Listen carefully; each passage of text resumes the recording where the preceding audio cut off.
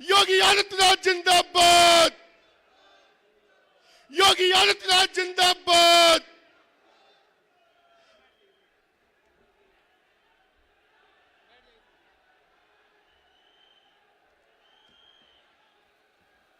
एक बार जोर से बोलेंगे, भारत माता की जय, जय श्री राम।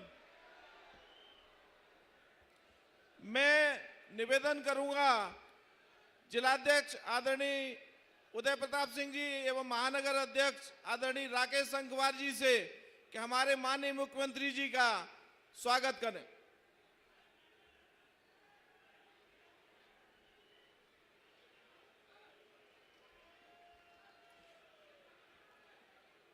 माननीय योगी आदित्यनाथ जिंदाबाद, जिंदाबाद।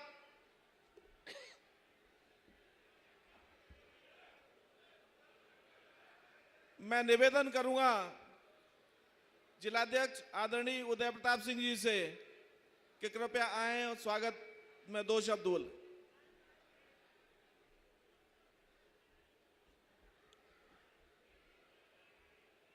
बोलो भारत माता की, भारत माता की। योगी आदित्यनाथ जी, योगी आदित्यनाथ जी, अब की बार फिर एक बार आज सिरसागंज की पावन धरती पर हम सबके नेता, पूरे देश के नेता, देश में ही नहीं पूरी दुनिया में बहुत अच्छा शासन करने वाले आदरणीय महंत संत उत्तर प्रदेश के मुख्यमंत्री पूज्य योगी आदित्यनाथ जी का फिरोजाबाद जिले की सिरसागंज विधानसभा में, सिरसागंज की धरती पर मैं पूरे जिले की तरफ से उनका अभिनंदन करता हूं, वंदन करता हूं, प्रणाम करता हूं। और आप सब सामने बैठी जनता जनार्दन से निवेदन करता हूं, माननीय मुख्यमंत्री जी के स्वागत में जोरदार तालियों से माननीय महाराज जी का अभिनंदन करें, स्वागत करें, वंदन करें। क्योंकि महाराज जी की यह तीसरी सभा है, महाराज जी को आगे भी जाना है। मैं केवल इतना ही कहूंगा कि हम पूज्य महाराज जी के स्वागत में फिरोजाबाद जिला, महाराज जी 27 तारीख को आए थे, उस समय भी पूरा फिरोजाबाद जिला पलक पावड़े बिछाकर बैठा था। और आज भी पूज्य महाराज जी के स्वागत में फिरोजाबाद की जनता सिरसागंज की धरती पर महाराज जी के नेतृत्व में समाजवादी पार्टी को फिरोजाबाद से धूल चटाने का काम करेगी। करोगे कि नहीं करोगे? बोला पूज्य महाराज जी की, योगी आदित्यनाथ जी। आप सब महाराज जी को सुनना चाहते हैं, मैं पूज्य महाराज जी के और आपके बीच में व्यवधान नहीं बनूंगा। बहुत बहुत धन्यवाद। जय हिंद, जय भारत।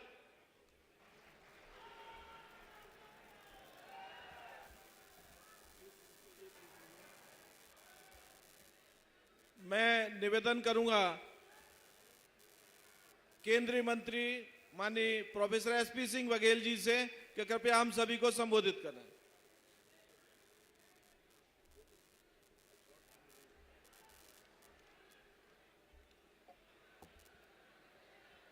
फिरोजाबाद लोकसभा की बहुत ही महत्वपूर्ण विधानसभा सिरसागंज में आयोजित भारतीय जनता पार्टी के प्रत्याशी डॉक्टर विश्वदीप सिंह जी के समर्थन में आयोजित इस सभा के मुख्य अतिथि उत्तर प्रदेश के जानदार, शानदार, यशस्वी, तपस्वी मुख्यमंत्री आदरणीय योगी आदित्यनाथ जी, हमारे जिला अध्यक्ष उदय प्रताप जी, महानगर अध्यक्ष राकेश संघवार जी, श्री ब्रज बहादुर भारद्वाज जी, डॉक्टर चंद्रसेन जादौन, हमारे सांसद जी शंकर शर्मा जो लोकसभा प्रभारी हैं, बाबूराम निषाद जी राज्यसभा एमपी, ठाकुर विश्वदीप सिंह जी लोकप्रिय प्रत्याशी, श्री हरिओम यादव जी, प्रेमपाल सिंह धनगर जी, मनीष ससीजा जी, हमारे तीनों बहुत ही लोकप्रिय विधायक, वृंदावन लाल गुप्ता इस इलाके से विधायक रहे, इसके बगल से शुकाबाद से विधायक रहे श्री हरिओम यादव, रामगोपाल पप्पू लोधी, ओम प्रकाश शर्मा, शिव सिंह चक, मोहनदेव शंकवार, ये सभी विधायक हैं हमारे, राकेश बाबूजी, मंचासीन सभी सम्मानित नेतागण, बुजुर्गों, नौजवान साथियों, माताओं बहनों। 7 तारीख को आगरा लोकसभा के साथ साथ फिरोजाबाद लोकसभा का भी चुनाव है। मैं अपनी लोकसभा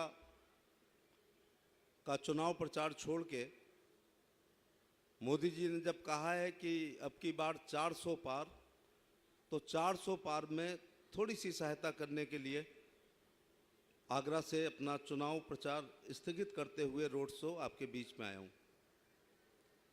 ये चुनाव राष्ट्र विरोधी और राष्ट्रवादी पार्टियों के बीच में है। चाणक्य ने बहुत साल पहले कहा था, यदि कोई राजा बहुत लोकप्रिय होगा जैसे मोदी जी हैं, तो हमारे दुश्मन का दुश्मन हमारे दोस्त के सिद्धांत पर दुर्लभ संधियां और दुर्लभ गठबंधन हुआ करेंगे। ऐसा ही एक गठबंधन यहाँ पर है। जनता ने कहा है कि जिस पेड़ से हम मकान रूपी फल, गेहूं चावल का फल, आवास का फल, आयुष्मान का फल, किसान सम्मान निधि का फल, उज्ज्वला का फल, सौभाग्य की बिजली का फल जब हम ले रहे हैं, तो हम इस पेड़ को पल्लवित पुष्पित तो संचित करेंगे। हम कालिदास नहीं है कि जिस टहनी पे बैठे हों उसको हम काटने का काम करें। मोदी जी गोद के बच्चे हैं और ये इंडी के लोग गर्भ के बच्चे हैं। पता नहीं क्या होगा। ये राष्ट्र कृतज्ञ राष्ट्र है। एक सर्वे ने कहा है, मैं उससे पूरी तरह से सहमत हूं, यदि भारत में जातवाद ना होता, यदि भारत में गोत्रवाद ना होता, यदि भारत में कट्टर अल्पसंख्यक लोग ना होते, यदि भारत में अपनी अपनी जात के नेताओं के खूंटे से बंधे हुए अंधभक्त ना होते, तो उत्तर प्रदेश में केवल मोदी जी और योगी जी के लाभार्थी वोट दे दें तो 80 की 80 सीटें पर कमल खिलेगा। मुंह खाता है तो आंखें झुकती हैं। आयुष्मान में 5 लाख में इलाज होता है तो प्रधानमंत्री जी को आयुष्मान भव कहते हैं। मैं सपा बसपा के लोगों से कहना चाहूँगा कि यदि आप ये कहते हैं कि क्या ये मोदी जी जेब से दे रहे हैं, तो मैं ये कहना चाहूँगा कि भारत के संविधान में परम पूज्य बोधसत्व भारत रत्न बाबा साहब भीमराव अंबेडकर ने कहीं लिखा ही नहीं था कि आवास देना सरकार का कर्तव्य है, रहना आपका अधिकार है। 5 किलो गेहूं चावल देना सरकारों का कर्तव्य है और उसका इस्तेमाल करना आपको अधिकार है। ये लंबी बात हो जाएगी। ये मैंडेटरी नहीं है, ये ऑब्लिगेटरी योजना है। यदि मोदी जी गरीब घर में ना पैदा होते तो शायद ये योजना ना होती। मैंने तो पार्लियामेंट में एक दिन कहा है कि जब तक लोकसभा के चुनाव से प्रधानमंत्री चुना जाए तो हे भगवान, महागरीब आदमी को इस देश का प्रधानमंत्री बनाना, लेकिन दिल्ली आकर के उसको गरीबी याद रहनी चाहिए। मुंशी प्रेमचंद की पूछ की रात एक कहानी है जिसको डनलप पिलो और एसी में रहने वाले याद करके 90% नंबर ला सकते हैं, लेकिन उसके दर्द को और मर्म को वही समझ सकता है जिसने पूछ की एक ठंडी रात एक पिछौरा में काटी हो, चादर में काटी हो। मोदी जी ने काटी है। 10 बाई 12 के मकान में रहें, माँ ने चौका बर्तन किया है, खुद ने चाय बेची है। क्योंकि मुख्यमंत्री जी को रात 10 बजे तक प्रचार में जाना है, इसलिए मुझे लंबी बात न कहते हुए, और मैंने पहले ही अनुरोध किया था कि फिरोजाबाद लोकसभा से रिश्ता है, टुंडला से एमएलए रहा, आपने ही मुझे कैबिनेट मंत्री बनाया था जो इस लोकसभा का अभिन्न अंग है, तो मैं अपनी विस्तार में बात कहना चाह रहा था पहले बोल करके। इसलिए मैं मुख्यमंत्री जी को आखिरी जनसंपर्क वो रात 9:55 पर करते हैं। देश और पूरे हिंदुस्तान में उनकी डिमांड है। मैं निजी तौर से आभार प्रकट करना चाहूँगा कि आप आगरा 3 बार आए हैं, उसके लिए मैं कृतज्ञता ज्ञापित करता हूँ। और आगरा का चुनाव में जो गति आपने प्रदान की है, तो मैं वहाँ से आश्वस्त होकर के फिरोजाबाद और मैनपुरी वह भी मैं अनुरोध करने के लिए आपके बीच में आया हूँ। लेकिन सिरसागंज के लोगों को और फिरोजाबाद को एक अंतर महसूस करना चाहिए कि जब सपा की सरकार थी तो कोई बहू बेटी सुरक्षित नहीं थी, दुकान मकान प्लॉट सुरक्षित नहीं था। मैं इस बात को पूरे होश आवास में कहना चाहता हूँ, या तो गुप्त काल भारत का स्वर्ण युग था, या मोदी कार्यकाल कल्याणकारी योजना के लिए और योगी जी का कार्यकाल उत्तर प्रदेश के लॉ एंड ऑर्डर के लिए, इससे अच्छा कार्यकाल नहीं आया। इसलिए मैं आप सबसे 7 तारीख को होने वाले चुनाव में ठाकुर विश्वदीप सिंह के नाम के आगे कमल की बटन दबाने का आपसे अनुरोध कर रहा हूं। बहुत बहुत धन्यवाद। राम राम साहब। बहुत बहुत धन्यवाद आदरणीय मंत्री जी। इसी के साथ फिरोजाबाद से भारतीय जनता पार्टी के प्रत्याशी ठाकुर विश्वदीप सिंह जी से मैं निवेदन करूंगा कि आए हुए हमारे आगंतुकों से कृपया वोट की अपील करें।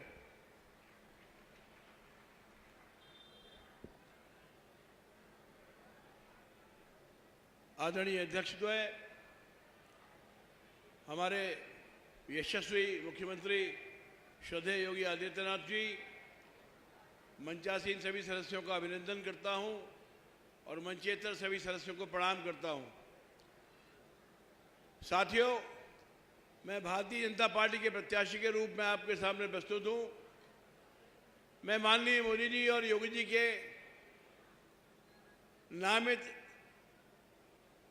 अभ्यर्थी के रूप में आपके सामने प्रस्तुत हूं और मैं जानता हूं कि आप माननीय योगी जी को सुनना चाहते हैं। इसलिए मैं उनके और आपके बीच में बहुत बाधा न बनते हुए आपसे अपील करता हूं कि आने वाली 7 तारीख को मेरे पक्ष में तृतीय स्थान पर जो कमल का फूल का बटन है उसको दबाकर मुझे अवसर दीजिए कि मैं फिरोजाबाद की जनता का लोकसभा में प्रतिनिधित्व कर सकूं। मैं श्रद्धेय योगी जी का हृदय से आभार प्रकट करना चाहूँगा कि उन्होंने दूसरी बार आकर आपको संबोधित करने के लिए मेरे ऊपर कृपा की, आप सबके ऊपर कृपा की। मैं आप सबसे अनुरोध करता हूँ, कृपया आज की इस मीटिंग का संदेश अपने अपने घर गांव में जाकर कहकर मेरे पक्ष में एक माहौल बनाने का काम करिए और भारतीय जनता पार्टी के प्रत्याशी यानी मुझ विश्वदीप सिंह को एक अवसर दीजिए कि मैं लोकसभा में आपका प्रतिनिधित्व कर सकूं। जय भाजपा, जय भारत। बहुत बहुत धन्यवाद आदरणीय विश्वदीप जी। अब हम सभी की इंतजार की घड़ियां समाप्त होती हैं। हमारे मुख्य अतिथि जी इस सूबे के मुख्यमंत्री माननीय योगी आदित्यनाथ जी हम सभी के बीच में मौजूद हैं। एक बार खड़े होकर तालियों के करतल ध्वनि के साथ हमारे मुख्यमंत्री जी का स्वागत करें। योगी जी,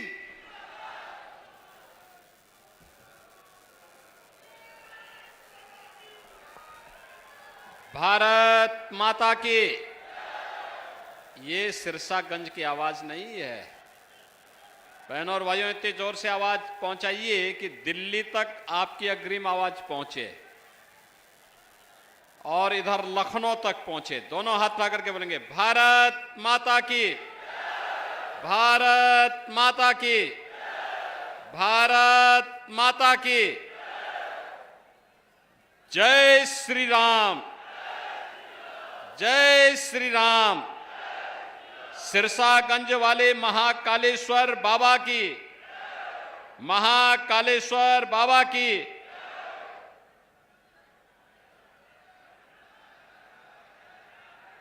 बाबा नीम करौली की इस पावन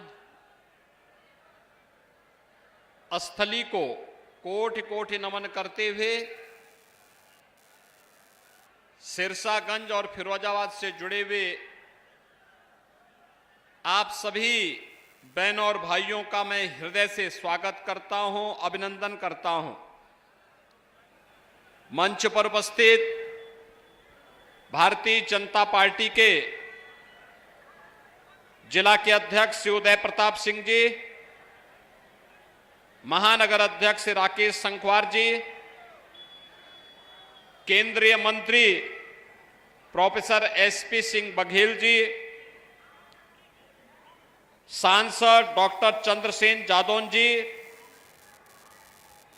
प्रदेश उपाध्यक्ष श्री ब्रिज बहादुर भारद्वाज जी,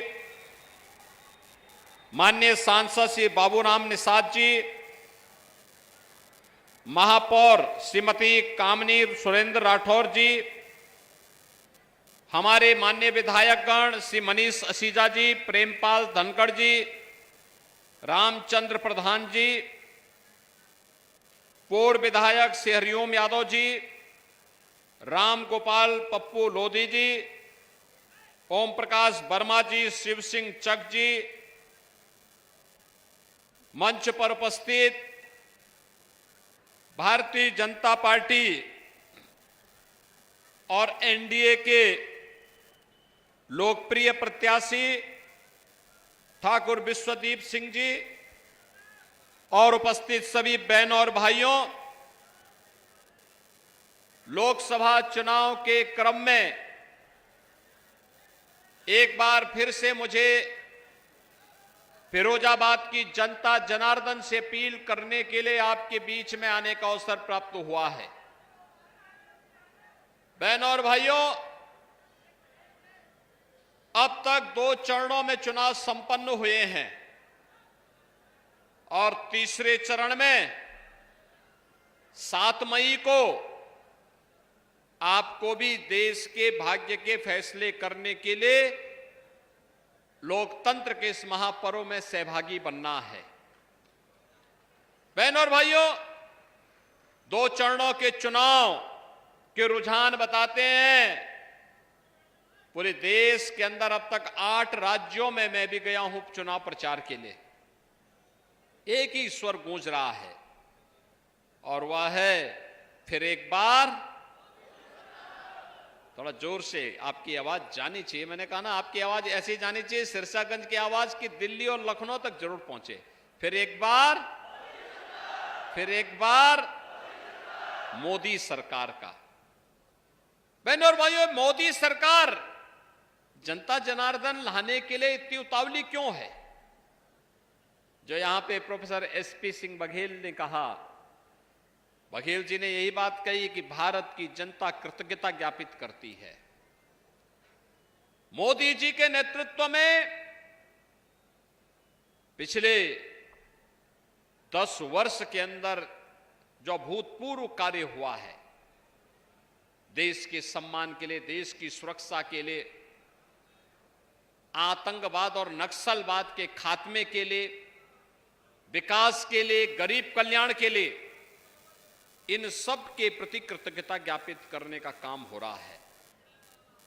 बहनों और भाइयों, आज तो मैं आपसे कहने के लिए आया हूं कि यहां पर कांग्रेस और समाजवादी पार्टी का गठबंधन भी अपना प्रत्याशी उतारा है और बहुजन समाजवादी पार्टी ने भी अपने प्रत्याशी को उतारा है। मैं केवल आपसे एक बात कहना चाहता हूं कि बहनों और भाइयों, विकास अपना महत्व रखता है। लोगों के जीवन में खुशहाली लाने के लिए गरीब कल्याणकारी योजना भी आवश्यक है, लेकिन इस सबसे बढ़कर के आपकी सरकार आपकी आस्था का सम्मान करे, यह पहली बार देखने को मिला है। क्या कांग्रेस के लोग, सपा या बसपा के लोग अयोध्या में राम मंदिर का निर्माण कर पाते? क्या राम मंदिर के निर्माण से आपको खुशी हुई? जिन लोगों को खुशी हुई थोड़ा हाथ खड़ा करके मुझे दिखाएंगे। यानी आप खुश हैं, आप खुश हैं ना? और मुझे एक बात बताओ, राम मंदिर के मार्ग में सबसे बड़ी रोड़े थे कांग्रेस, सपा और बसपा। तो जो ये बैरियर बने हुए थे, इन्हीं को क्या अपने सिर का ताज बनाएंगे? क्या बनाएंगे? क्या भाई, जो आपकी आस्था का सम्मान नहीं कर सकता, आप उसको जबरदस्ती अपने गले का हार क्यों बनाएंगे? नहीं बना सकते ना? और यही कहने के लिए मैं आया हूं। कांग्रेस के लोग क्या कहते थे? कहते थे राम हुए ही नहीं। समाजवादी पार्टी के लोग क्या कहते थे? कहते थे कि अयोध्या में परिंदा भी पर नहीं मार सकता। यही बोलते थे ना? और बहन जी के हाथी के लिए तो बोलना ही क्या है, उसकी अपनी चाल है। और इसीलिए मैं आपसे कहने के लिए आया हूं, अयोध्या में राम मंदिर का निर्माण भी हो गया है, काशी में काशी विश्वनाथ धाम का निर्माण हो गया है। और कल आपने माननीय उच्च न्यायालय के फैसले को भी पढ़ा होगा। न्यायालय ने कल एक बात और कही है, और उस चीज को भी हम कहते हैं जिसको हम लोग सैकड़ों वर्षों से कहते आ रहे हैं। और बहनों और भाइयों, मैं फिर इस बात को कहता हूं कि मथुरा में जितनी भी भूमि है वह ठाकुर केशव देव की भूमि है, भगवान कृष्ण की भूमि है।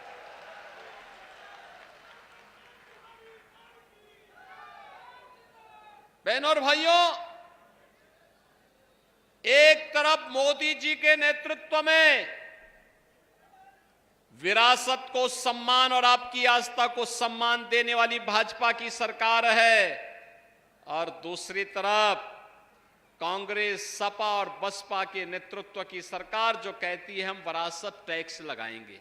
यानी ये औरंगजेब के नए अवतार पैदा हो गए हैं जो कहते हैं विरासत टैक्स लगाएंगे। जैसे औरंगजेब ने जजिया कर लगाया था ना हिंदुओं पे, क्या आप जजिया कर देंगे क्या स्वतंत्र भारत में? लेकिन ये जजिया कर आपसे वसूली करना चाहते हैं। कमाई आपके बाप दादा करेंगे, आपके पूर्वजों ने कमाया होगा। अब लूटने के लिए कांग्रेस सपा के लोग आएंगे और कहेंगे तो हमारा विरासत टैक्स हो गया, आधी प्रॉपर्टी पे जबरन कब्जा कर देंगे। क्या आप इसको स्वीकार करेंगे? क्या ये देश स्वीकार करेगा? बहनों और भाइयों, ये आपके हक पर डकैती है। दूसरा, बाबा साहब भीमराव अंबेडकर ने जब 1950 में देश का संविधान देश को समर्पित किया तो संविधान बनाते समय उन्होंने एक बात का उल्लेख किया था। उन्होंने कहा था धार्मिक आधार पर देश के अंदर आरक्षण नहीं हो सकता, नहीं हो सकता है, क्योंकि यही कारण देश के विभाजन का बना था। लेकिन आज कांग्रेस ने अपने मैनिफेस्टो के माध्यम से फिर से भारत के विभाजन की आधारशिला रखने की कुछ चेष्टा की है।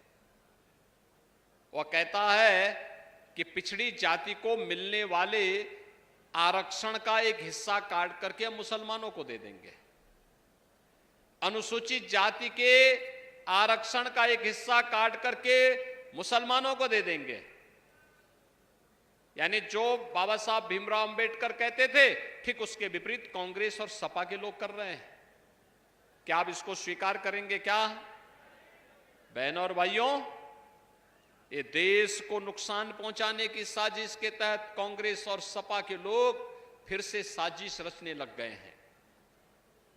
जब ये लोग सत्ता में थे तब कुछ नहीं कर पाए थे, देश का सम्मान इन्होंने गिरवी रख दिया था, सीमाएं असुरक्षित थी, कभी भी कोई दुश्मन देश भारत की सीमा में घुस जाता था। आतंकवाद और नक्सलवाद सिर चढ़ करके बोल रहा था, कहीं भी विस्फोट हो जाता था। विकास के कार्य ठप पड़े थे, गरीब कल्याणकारी योजनाओं में डकैती पड़ती थी, गरीब को मिलता ही नहीं था। और बहनों और भाइयों, आज आप देख रहे होंगे नए भारत में दुनिया में सम्मान बढ़ा है, सीमाएं सुरक्षित हुई हैं, आतंकवाद और नक्सलवाद समाप्त हुआ है, और अब तो कहीं जोर से पटाखा फट जाए ना तो पाकिस्तान पहले सफाई दे देता कि भाई मेरा हाथ नहीं है, मैं इसके पीछे नहीं हूं। देश की दमक है। बहनों और भाइयों, जब मजबूत हाथों में देश होता है ना तो दुश्मन दब करके रहता है, जब मजबूर हाथों में होता है तो दुनिया आंखें दिखाती है। आज तो थोड़ा भी अगर दुश्मन भारत की तरफ थप्पड़ मारने के लिए लपकता है तब तक यहां से इतना जोरदार घूंसा जड़ा जाता है कि दुश्मन धराशायी हो चुका होता है। ये नया भारत है। नया भारत मोदी जी के नेतृत्व में बिना रुके, बिना डिगे, बिना झुके और बिना हटे आत्मनिर्भर और विकसित भारत की परिकल्पना को साकार कर रहा है। आत्मनिर्भर और विकसित भारत ही है जिसके तहत मोदी जी ने, देखो इंदिरा गांधी जी ने 1970 में नारा दिया था गरीबी हटाओ का, गरीबी नहीं हट पाई। अब सोचो 54 वर्ष के बाद भी उनका नाती वही नारा लगाए जा रहा है, कह रहा गरीबी हटा देंगे। कहा कैसे हटाएंगे? एक पत्रकार ने पूछा कैसे हटाएंगे, तो कहते हैं कि मैं सभी लोगों की संपत्ति का सर्वे कर दूंगा। तो कहा फिर? कहा उसमें से अगर किसी परिवार में 6 लोग होंगे तो उनसे कहेंगे भी तुम्हारे लिए 2 कमरे पर्याप्त हैं, बाकी को मैं कांग्रेस के लोगों को आवंटित करवा दूंगा। अब क्या ये देश स्वीकार करेगा क्या? अरे मेहनत करेंगे आप, कमाई है आपकी, आपके बाप दादों की, और डकैती डालने का काम ये लोग करेंगे? क्या ये देश स्वीकार कर पाएगा क्या इसको? यानी जो दादी ने जो नारा दिया, नाती भी उसी नारे को तोते की तरह रट रहा है। और बहनों और भाइयों, जब देश पे संकट आता है, कोरोना का संकट आया था, तो राहुल जी देश छोड़ करके भाग गए थे। कहीं कोई आपदा आती है तो भी देश छोड़ करके चले जाते हैं, तब उनको भारत की चिंता नहीं होती है। और आज फिर चुनाव जैसे आते हैं, ये लोग फिर आकर के बड़ी बड़ी घोषणाएं करते हुए दिखाई देते हैं। बहनों और भाइयों, ये नए भारत में पहली बार हो रहा है 80 करोड़ लोग फ्री में राशन की सुविधा का लाभ प्राप्त कर रहे हैं। बहनों और भाइयों, 60 करोड़ लोगों को 5 लाख रुपए की स्वास्थ्य बीमा का कवर मिल रहा है। कांग्रेस के समय में और सपा के समय में सेंधमारी होती थी योजनाओं में, आज तो मोदी जी ने जनधन अकाउंट खोल दिए हैं। अब पैसा सीधे लखनऊ या दिल्ली से लाभार्थी के खाते में आता है, बीच में कोई मीडिएटर नहीं होता है। किसान को किसान सम्मान निधि, 12 करोड़ किसान किसान सम्मान निधि का लाभ प्राप्त कर रहा है। 12 करोड़ गरीबों के घर में शौचालय बन गए, 10 करोड़ गरीबों को एलपीजी का कनेक्शन मिल गया है। और बहनों और भाइयों, 4 करोड़ गरीब मकान प्राप्त कर लिए। और मोदी जी ने कहा है गरीब कल्याण, अभी संकल्प पत्र में, कि जितने बाकी बचे होंगे अगले 5 वर्ष में उनको भी एक मकान उपलब्ध करवाने का काम करेंगे। ये जितना काम मोदी जी ने किया है, क्या चेहरा देख करके दिया है क्या? न किसी की जाति पूछी गई, न किसी का मत पूछा गया, न किसी का मजहब पूछा गया। मोदी जी ने तो सबका साथ और सबके विकास की भावना के साथ पूरे देश के अंदर समान रूप से पूरे देश का विकास किया है। और बहनों और भाइयों, इसीलिए आज मैं आपसे कहने के लिए आया हूं, मोदी जी के नेतृत्व में जो नया भारत है, इस नए भारत को अब आत्मनिर्भर और विकसित भारत के रूप में स्थापित करना है। आत्मनिर्भर और विकसित भारत का मतलब आप में से हर व्यक्ति के चेहरे पर खुशहाली, हर नौजवान के हाथ को कार्य, हर किसान को आत्मनिर्भर बनाना, हर हस्तशिल्पी को आत्मनिर्भर बनाना, हर बहन और बेटी को आत्मनिर्भर बनाना, हर व्यापारी के व्यवसाय को तेजी के साथ आगे बढ़ाने का कार्य करना, सुरक्षा का और भी बेहतर मॉडल प्रस्तुत कर देना। और यह कार्य आज मोदी जी के नेतृत्व में तेजी के साथ आगे बढ़ा है। और इसीलिए मैं आप सबसे अपील करने के लिए आया हूं, बहनों और भाइयों, पूरे देश के अंदर एक ही आवाज है, और आवाज आप भी समझ रहे होंगे। मैं आपसे केवल पूछना चाहता हूं, जो सुरक्षा का ये वातावरण है, क्या ये कांग्रेस सपा बसपा के लोग दे पाते क्या? दे पाते क्या? आज जो एक गरीब कल्याणकारी योजनाओं का लाभ मिल रहा है, क्या ये कांग्रेस सपा बसपा के लोग दे पाते क्या?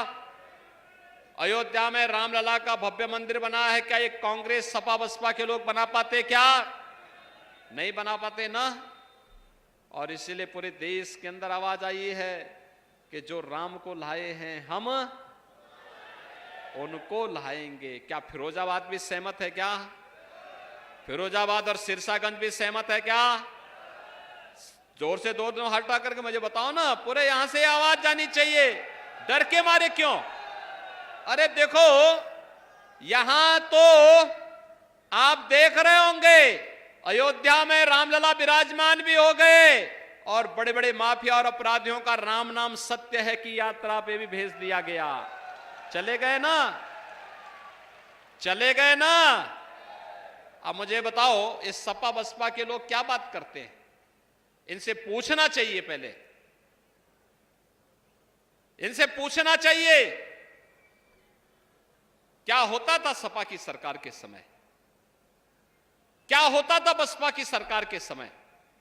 ये वही लोग हैं जब राजू पाल की हत्या हुई थी। बहनों और भाइयों, क्या राजू पाल किसी पिछड़ी जाति के परिवार का नहीं था क्या? और क्या उसको न्याय, उसके परिवार के लोगों को न्याय नहीं मिलना चाहिए था क्या? कहां थे सपा बसपा के लोग तब? और मैं इसीलिए आपसे पूछने के लिए आया हूं कि बहनों और भाइयों, कांग्रेस हो या सपा बसपा, ये सुरक्षा भी नहीं दे सकते, सुशासन भी नहीं दे सकते, आपका सम्मान की रक्षा भी नहीं कर सकते, विकास भी नहीं करा सकते, गरीब कल्याणकारी योजनाओं को भी आगे नहीं बढ़ा सकते। तो फिर इस बोझे को ढोने से फायदा ही क्या है? ये तो देश पे एक बोझा है। आने वाली पीढ़ी कोसेगी। कांग्रेस का घोषणा पत्र क्या कहता है? कहता है अल्पसंख्यकों को उनकी रुचि के अनुसार खान पान की स्वतंत्रता देंगे। बहनों और भाइयों, मैं पूछना चाहता हूं, ऐसा कौन सा भोजन है जो बहुसंख्यक समाज को नापसंद है लेकिन अल्पसंख्यक समाज को पसंद है? कौन सा भोजन है? केवल और केवल है बहुसंख्यक समाज भारत का कहता है हम गौ मांस नहीं खाते, गौ हत्या को वह कतई स्वीकार नहीं कर सकता। लेकिन कुछ लोग हैं जो गौ हत्या को जानबूझ करके चिढ़ाने के लिए प्रश्रय देते हैं। क्या कांग्रेस को, सपा को इसलिए समर्थन देंगे क्या? क्या गौ हत्या को आप आगे बढ़ाने का काम करेंगे क्या? क्या ये पाप करेंगे क्या? अरे आने वाली पीढ़ियां कोसेंगी, दूसरे लोक में जो हमारे पूर्वज होंगे वो कोसेंगे कि क्या इनके पाप में कौन सी ऐसी मजबूरी थी कि हम भी पाप के भागीदार बन रहे हैं। इसलिए बहनों और भाइयों, इंडी गठबंधन को मिलने वाला वोट पाप में भागीदार बनने जैसा है। और इसीलिए मैं आपको यहां पे सावधान करने के लिए आया हूं। भारतीय जनता पार्टी पूरे देश के अंदर चुनाव लड़ रही है और भारतीय जनता पार्टी आपको आत्मनिर्भर और विकसित भारत के साथ जोड़ने के लिए आई है। आप भी आत्मनिर्भर और विकसित भारत बनाना चाहते हैं? सभी लोग सहमत हैं? हमारा देश विकसित भारत होना चाहिए ना? हमारा सुरक्षित देश होना चाहिए ना? तो इसके लिए मोदी जी को तीसरा कार्यकाल देना होगा और मोदी जी को तीसरा कार्यकाल देने के लिए ठाकुर विश्वदीप सिंह को फिरोजाबाद की सीट पर चुनाव जिता करके भेजना होगा। सहमत हैं? सहमत हैं? जिता करके भेजेंगे। सिरसागंज जिताएगा, जिताएगा, घर घर जाएंगे। 7 मई को चुनाव है और 4 जून को परिणाम आना है। बहनों और भाइयों, घर घर जाकर के मोदी जी का प्रतिनिधि बनकर के, योगी जी का भी प्रतिनिधि बनकर के, ठाकुर विश्वदीप सिंह जी स्वयं बनकर के कमल छाप पर वोट लोगों को गिराने के लिए बोलेंगे ना? बोलेंगे? पक्की गारंटी? पक्की गारंटी है? तो मैं आप पर विश्वास करते हुए भाजपा के प्रत्याशी को, फिरोजाबाद की जनता को समर्पित करते हुए आपको आश्वस्त करता हूं, आपकी सुरक्षा, आपका विकास और गरीब कल्याणकारी योजनाओं को वैसे ही हम एक नई और ऊंचाई पर पहुंचाएंगे जैसे फिरोजाबाद के ग्लास के उद्योग को हमने वैश्विक मान्यता दिलवाने में सफलता प्राप्त की है। बहनों और भाइयों, आज फिरोजाबाद ग्लास के इस कार्य के माध्यम से दुनिया के अंदर जाना जा रहा है और इसीलिए मैं आपके पास आया हूं आपसे कहने के लिए 7 मई को कमल चुनाव चिन्ह पर ठाकुर विश्वदीप सिंह जी को भारी बहुमत से विजयी बनाने की अपील करते हुए अपनी वाणी को देता हूं विराम।